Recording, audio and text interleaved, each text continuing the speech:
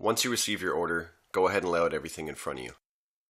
The only tools you'll need for installation are a 13mm wrench and a 6mm hex wrench.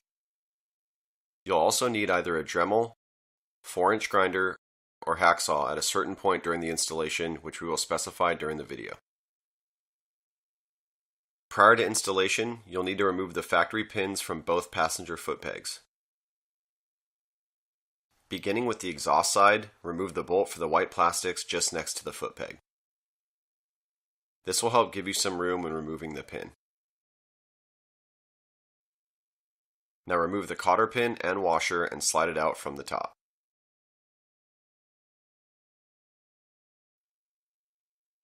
For the opposite side, remove the cotter pin and washer like before. Because of the design and layout of the rear of the bike, we found it easier to cut the head off of the foot peg pin and drop it out through the bottom, as opposed to removing the majority of the rear end to access it. You could use either a hacksaw, Dremel, or in our case, a 4-inch grinder with cut wheel. Please be sure to wear gloves and safety eyewear during this process. Once the head of the pin has been cut off, pull it out through the bottom. Now align the side rack over the rear plastics and insert the bolt through the lower mount and foot peg location. Expose just enough of the thread to set the washer in place and screw on the nut hand tight.